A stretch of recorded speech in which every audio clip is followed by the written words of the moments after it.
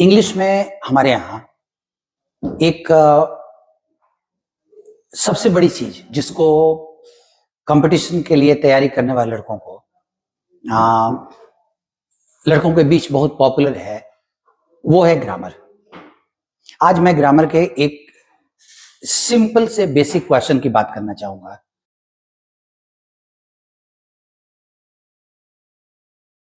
Why आप के सामने मैं बहुत दिनों के बाद आ रहा हूं।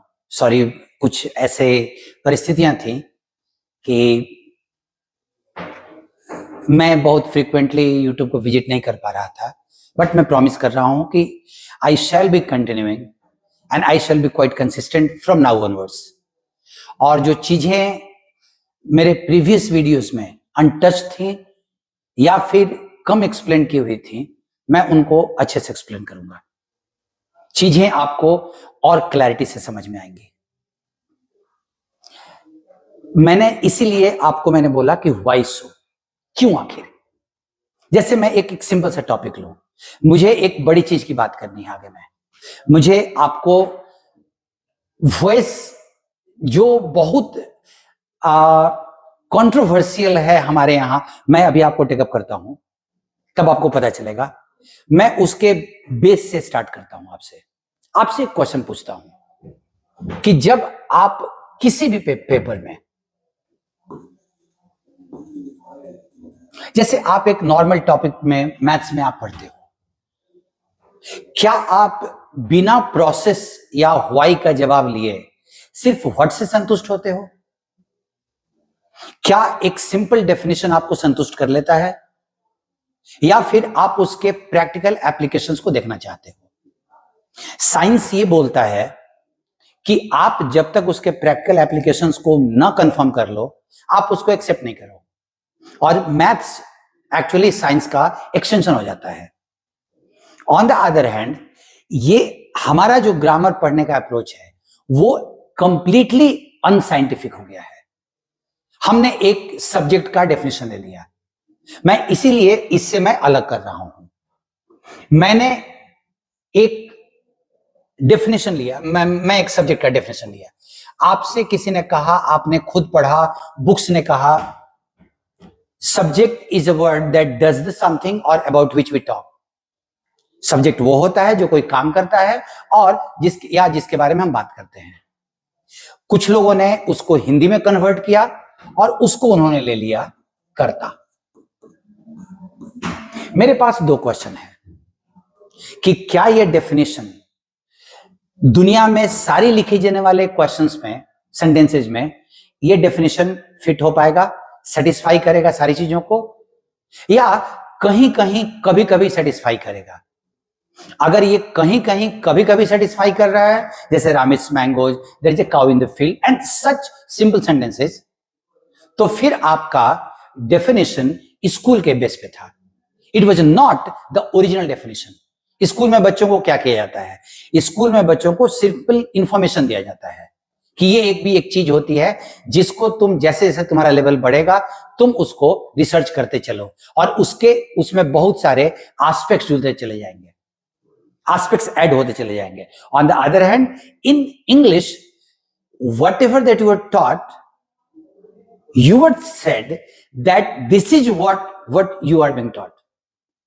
बस यही है जो आपको बताया जा रहा है।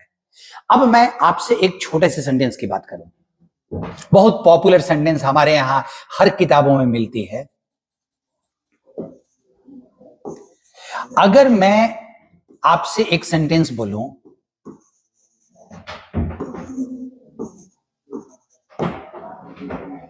Mangoes are eaten by Ram, अगर ये सेंटेंस मैं आपको दूं और मैं आपको बोलूं कि आप अपने डेफिनेशन के अनुसार इस सेंटेंस में सब्जेक्ट को एस्टैब्लिश करो, क्वेश्चन ये उठता है। तो अगर हमने कर्ता के अनुसार एस्टैब्लिश किया, डूअर के हिसाब से, तो हमारा राम सब्जेक्ट होगा। बट नेचुरल है कि राम को सब्जेक्ट होना चाहिए।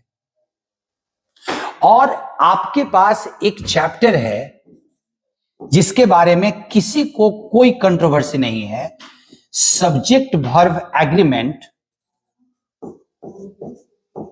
मीन्स कि सब्जेक्ट के अनुसार हमको वर्ब को प्लेस करना होता है। तो अगर सब्जेक्ट राम है तो यहां वर्ब प्लुरल में क्यों है? Why it so? क्या मैं इसको काट के इज कर दूं? आप सीधा बोलोगे नहीं कर सकते। तो फिर सब्जेक्ट कौन है?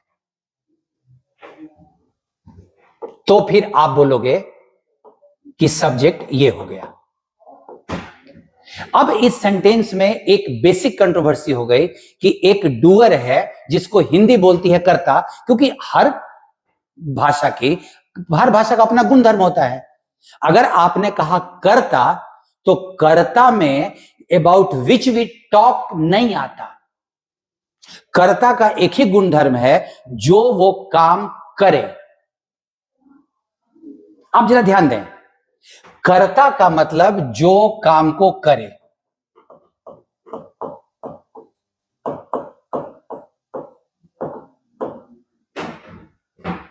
तो अगर मैं एक सेंटेंस लूं,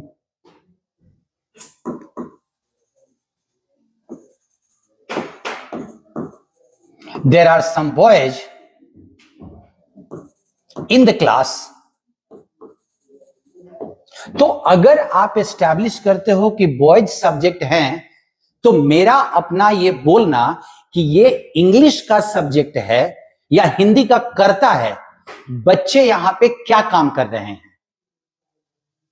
क्योंकि कर्ता का मतलब होता है जो काम को करे। तो इसका मतलब कि अगर हम सब्जेक्ट का मतलब कर्ता पढ़े या पढ़ा रहे हैं, तो हमें वैसे सेंटेंस चाहिए, वैसे सेंटेंस बनाने पड़ेंगे जिसमें एक आदमी हो जो कोई काम को कर रहा हो, और वो राम आम खाता है, इस तरह के सेंटेंस में फिट बैठेगा। अब जरा आप ये ध्यान दो कि अगर मैंने सब्जेक्ट मैंगोज को लिया, तो फिर मैंगोज यहां पे डूअर है या ऑब्जेक्ट है? जरा आप ध्यान दो। कर्ता वो होता है जो काम को करे, कर्म वो होता है जिसपे काम को किया जाए। काम का फल पड़े ये भी गलत है, लेकिन जिसपे काम को किया जाए। तो खाने का काम आम को किया जा रहा है, तो आम तो ऑब्जेक्ट है।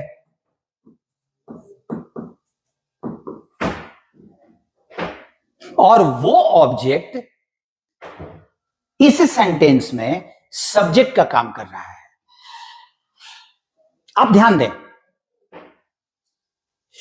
प्रॉब्लम, अगर आप कंफ्यूज्ड हो रहे हो, there are two option, there are two reactions, there could be two reactions, rather दो रिएक्शंस हो सकते हैं। या तो आपके सिंपल क्वेश्चन आए कि आप फालतू की बात कर रहे हैं, क्यों 12 साल से 14 साल से क्या सारी किताबें हमें गलत पढ़ा रही हैं? क्या सारे टीचर्स हमें गलत बता रहे हैं कि सब्जेक्ट का मतलब कर्ता होता है, या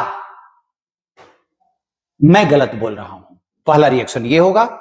और नेचुरली 12 साल 14 साल की आपकी पढ़ाई, सारे टीचर्स, सारी किताबें एक तरफ और दूसरी तरफ मैं खड़ा हूं, तो या तो आप मेरे को बिना किसी लॉजिक के रिजेक्ट कर लो, या थोड़ी देर सोचो, थोड़ी देर सोचो कि क्या सब्जेक्ट इंग्लिश का कंसेप्ट है या उसका इक्विवेलेंट कोई हिंदी में भी है। और हकीकत यह है कि सब्जेक्ट की कोई हिंदी ऐसी नहीं है जो इंग्लिश के सारे सेंटेंस में सब्जेक्ट का डेफिनेशन दे सके। अगर है तो आप खोजो और मेरी बात का जवाब दो। यहां पे सब्जेक्ट का क्या डेफिनेशन दोगे? क्या मैं इस सेंटेंस का बोलूं आम राम के द्वारा खाया जाता है? Am I talking about mangoes? और ऐसे सेंटेंसेस हम बोलते कब हैं? कभी आपने अपने जिंदगी में बोला मेरे द्वारा कि कल एक सिनेमा देखा गया था? आप सिंपल बोलते हो ना। Language is not mean to be complicated, language simplicity की चीज है। कभी हम ऐसे नहीं बोलेंगे कल मेरे द्वारा एक फिल्म देखा जाएगा, क्या तुम्हारे द्वारा चला जाएगा? ऐसे तो नहीं बोलते हम। तो फिर इन चीजों को पढ़ने का लॉजिक क्या है? क्या आप इससे सब्जेक्ट के कंसेप्ट को समझ पा रहे हो? मैंने अभी जहां से मैंने शुरू किया था ना, व्हाई जिस समय तुमने सब्जेक्ट को तुम्हें पढ़ाया गया, तुम्हें फर्स्ट टाइम इंट्रोड्यूस किया गया, इंग्लिश को अगर छोड़ दिया जाए तो बाकी सारे सब्जेक्ट्स में इसका जस्टिफिकेशन दिया गया था। क्यों क्यों पढ़ रहे हो, क्या जरूरी है, और तुम्हें बताया गया सब्जेक्ट कौन होता है। इंग्लिश में कभी व्हाई नहीं रहा, इंग्लिश में हमेशा व्हाट रहा है, कौन। अब अगर इसी व्हाट को मैं एक्सटेंड करूं तो मैं एक सेंटेंस आपसे पूछता हूं कि इस सेंटेंस में देयर इज अ वर्ब, इसका सब्जेक्ट जरा आप खोजो, तो इसका सब्जेक्ट आप खोजो, and you shall be hugely confused कि मैं डे को सब्जेक्ट लूं, रैली लूं, प्रगति मैदान लूं, हेड्स लूं, थाउजेंड्स लूं, पीपल लूं, मैं किसको सब्जेक्ट लूं। द फैक्ट इज देयर कि आप ये ध्यान दो कि इस सेंटेंस में डूअर इज नॉट देयर। जो देख रहा है वो इस सेंटेंस में एब्सेंट है, जो देख रहा है वो इस सेंटेंस में नहीं है। First thing. सेकंड, कि आपके पास अगर आपको लगता है, थिंक अबाउट दैट, कि आपको थाउजेंड्स ऑफ पीपल या heads of thousands of people, क्योंकि आप लोग अपने अभी मैं एक बात बोलना चाहता हूं कि आपका जो सारा डेफिनेशन है ना, कर्ता, doer, about which we talk, वो सारा अभी खत्म हो गया होगा और आप अपनी अंडरस्टैंडिंग का यूज कर रहे होगे सब्जेक्ट को एस्टैब्लिश करने के लिए, क्योंकि आपने सब्जेक्ट का व्हाई नहीं पूछा, कभी व्हाई का कंसेप्ट आपने नहीं डेवलप किया, अदरवाइज वो यहां भी मिल गया होता। आपने पूछा व्हाट, और ये व्हाट का कॉम्प्लिकेटेड पार्ट है, ये व्हाट का कॉम्प्लिकेटेड पार्ट है। अब अगर आपको रैली नहीं लिया, डे नहीं लिया, प्रगति मैदान नहीं लिया, तो आपको लगेगा कि हमारी अंडरस्टैंडिंग ये बोल रही है और यहां पे ग्रामर के रूल्स आपके खत्म हो गए, ग्रामर का रूल्स आपका काम नहीं कर रहा है क्योंकि डूअर गायब है। और किसके बारे में बात कर रहे हैं, क्वेश्चन ये है कि आपको अगर लगा कि heads of thousands of people इतना सब्जेक्ट है, तो मैं आपसे क्वेश्चन पूछता हूं कि अगर मैंने कभी लिखा लेग्स ऑफ राम, तो मैं अगर इस पूरे को मैं मान लूं कि ये सब्जेक्ट है, तो एक सिंगुलर है और एक प्लुरल है, तो मैं अपने हिसाब से, कोई आदमी मन करे कि सिंगुलर प्लुरल दोनों है तो कोई इज लगाए, कोई आर लगाए, जबकि आप जानते हो कि जो मैं बोल रहा हूं गलत होगा, या तो इज लगेगा नहीं तो आर लगेगा, दोनों में से कोई एक लगेगा। गेटिंग? मैं आपको सिंटेक्स नहीं बता रहा हूं, मैं व्हाई क्वेश्चन का आपसे, व्हाई क्वेश्चन का इंपॉर्टेंस आपको समझा रहा हूं। और अगर आप आर बोलोगे तो इसका मतलब कि इतना बड़ा सब्जेक्ट तो नहीं होता, कोई एक वर्ड होता है जिससे वर्ब को एग्री कराना होता है, और वो लेग्स है, इसलिए आर लगेगा। तो फिर अगर आप यहां जाओ कि heads of thousands of people अगर है, तो क्वेश्चन उठेगा कि अब हेड्स है या थाउजेंड्स है या पीपल है। आप तीनों में से किसी को भी ले लो, थाउजेंड्स ले लो, पीपल ले लो या हेड्स ले लो। अब मेरा एक क्वेश्चन फिर से, एक नेक्स्ट, कि मैं आपसे एक और बात बोल रहा हूं कि अगर मैं आपको दो वर्ड दूं और आपसे बोलूं कि आगे में आप कुछ भी लिखो, you are free to write anything, but remember Ram should be the subject of the sentence. Ram को सेंटेंस का सब्जेक्ट बनाना है, आगे में आप मुझको जो मन करे सो लिखो। मैं डेड श्योर हूं आपसे नहीं होगा, बनेगा ही नहीं। आपको बार बार जब बनाओगे ना, यहां पे वर्ब रखोगे सब्जेक्ट के साथ वर्ब, तो आपको इन वहां पे फिट नहीं होगा, इन राम नहीं है, इन को हटाने का मन करेगा। अगर मैं इन हटा दूं तो आप में से सब कुछ सब्जेक्ट बना लोगे उसको। और इसका कारण यह है कि इन प्रीपोजिशन के बाद अगर कोई वर्ड आता है तो वो कभी सब्जेक्ट नहीं होगा, वो ऑब्जेक्ट बनेगा। तो इसका मतलब क्लियर है कि प्रीपोजिशन के बाद आने वाला शब्द आप खोजना, किसी भी वर्ड का सब्जेक्ट नहीं हो सकता। ये एस्टेब्लिश फैक्ट है ग्रामेटिकली। तो उस हिसाब से ऑन के बाद आया हुआ डे, ऑफ के बाद आया हुआ रैली, इन के बाद आया हुआ प्रगति मैदान, ऑफ के बाद आया हुआ थाउजेंड्स, ऑफ के बाद आया हुआ पीपल, सब्जेक्ट नहीं बनेगा। बच गया तुम्हारा हेड्स। अब मैं तुमसे नेक्स्ट क्वेश्चन पूछता हूं कि ये बट क्या है।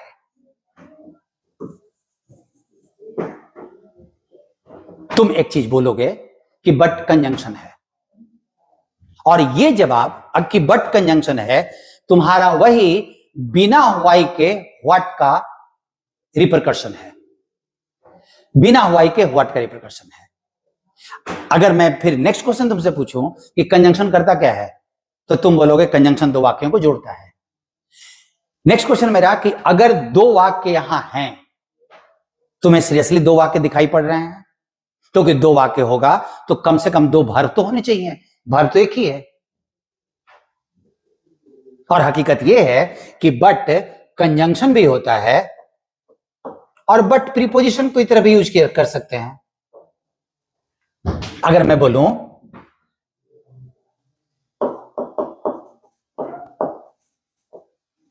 एवरीवन केम बट राम,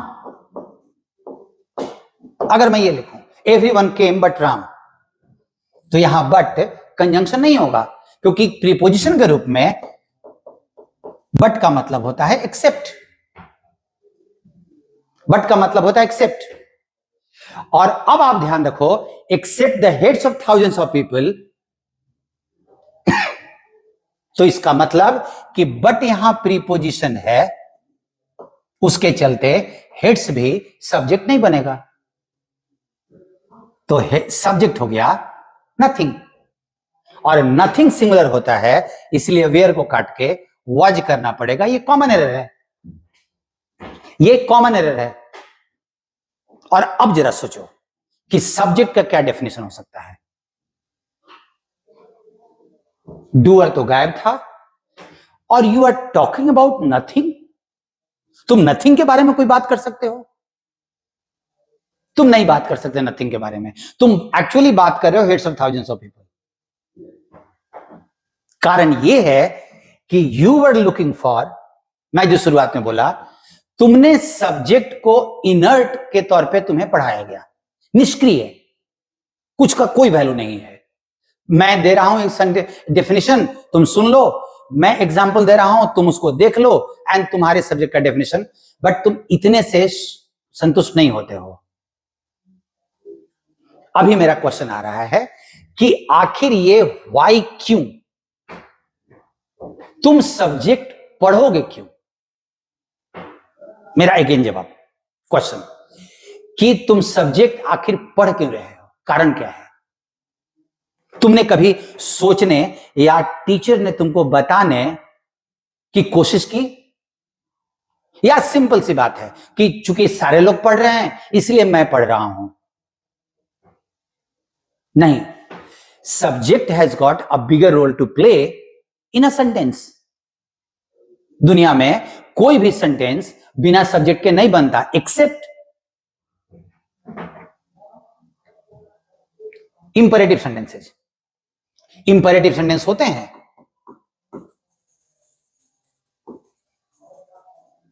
जिसमें सब्जेक्ट का मीनिंग इंप्लाइड रहता है, उसको हम लिखते नहीं हैं। अगर मैं इंपरेटिव सेंटेंस को छोड़ दूं तो दुनिया के हर सेंटेंस में सब्जेक्ट मिलेगा, और उस सब्जेक्ट के अनुसार वर्ब को एग्री कराना पड़ता है, और वर्ब का एग्रीमेंट सब्जेक्ट के से साथ दो एस्पेक्ट में होता है।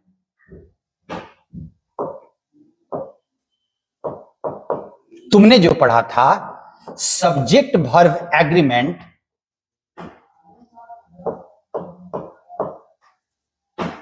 ये एग्रीमेंट दो तरह का होता है, एक नंबर का जिसको आप सिंटेक्स चैप्टर में पढ़ते हो, और एक वॉइस का जिसको आप वॉइस में पढ़ते हो। Voice is not the transformation of active into passive और passive into active. Voice is the agreement of verb according to the subject. अगर आप सब्जेक्ट को, अब क्वेश्चन ये उठता है कि तुम सब्जेक्ट ही नहीं एस्टेब्लिश कर पा रहे हो तो तुम वॉइस कैसे समझोगे? तुम तो एक्टिव से पैसिव करना चाहोगे बस। और ग्रामरियंस बोलते हैं, हमारे यहां के नहीं बाहर के, कि अगर आप सेंटेंस में वर्ब का इस्तेमाल कर रहे हो तो there is equal share of two voices, active and passive. And passive is not the transformation into active, or active is not the transformation into passive. Both are separate concepts. दोनों अलग अलग concepts हैं. That what is active becomes inferior in passive. जो active में होता है अगर वो passive में जाएगा तो inferior हो जाएगा. And passive sentences cannot be put into active. Both are separate concepts. अब मैं आपको वॉइस का सब्जेक्ट के पॉइंट ऑफ व्यू, ये तो हम लोग पढ़ते हैं, और आप जरा ध्यान देना नंबर के हिसाब से, अगर आपके वर्ब के साथ is are was were does do has have and V5 V1 लगा हुआ है, तभी तो आपके नंबर का यूज होगा। लेकिन अगर वो इसमें नहीं है तो फिर सब्जेक्ट के साथ वर्ब का एग्रीमेंट कैसा होगा? तब फिर तुमको वॉइस सीखना होगा। एंड इसी को आप जरा देख लो, मैंने सेंटेंस के शुरू में जो दिया था, mangoes are eaten by Ram, मैंने जो आपको दिया था, यहां ये सब्जेक्ट है तभी आर बना था, इज नहीं होगा। और प्लीज दिमाग से हटाइए कर्ता या जिसके बारे में हम बात करें, subject is something with which the verb agrees, बस इतना ही है। सब्जेक्ट वो होता है जो वर्ब के साथ एग्री करता है। अब सब्जेक्ट के साथ वर्ब का एग्रीमेंट नंबर के अलावे और कैसे होता है, ये हमें सीखना है। अगर मेरे डिस्कशन आपको अच्छे लगे हैं तो प्लीज आपसे एक सपोर्ट की जरूरत है, लाइक और शेयर की। प्लीज लाइक एंड शेयर करें। एंड इसका अगला पार्ट, क्योंकि मेरे से यूट्यूब पे बहुत सारे लोगों ने कहा कि वॉइस के कंसेप्ट्स को बताइए, मैंने कंपेंसेटरी के तौर पे, चूंकि 3-4 महीने से मैं नहीं आया था यूट्यूब पे, मैं कंपेंसेशन के तौर पे वॉइस का कंसेप्ट आपको दे रहा हूं, जो अगले वीडियो से एक कंटिन्यूअस सीरीज में कंटिन्यू करेगा। हमें वॉइस में बहुत सारी ऐसी चीजें पढ़नी है। अगर मैं आपको बोलूं कि अर्गेटिव वर्ब का कंसेप्ट पढ़ना है तो you will be surprise to see what actually is ergative verb. ये अर्गेटिव वर्ब क्या होता है, ये सारी चीजें हमें पढ़नी है। और ये सारी चीजें अगले वीडियो से एक सीरीज में आएंगी। वो सारे सीरीज के बाद आपको दिखाई पड़ेगा कि सब्जेक्ट का व्हाई क्यों जरूरी था, और उसके बाद दुनिया के कोई भी सेंटेंस में सब्जेक्ट को एस्टैब्लिश करने में आपको कोई तकलीफ नहीं आएगी। Thank you.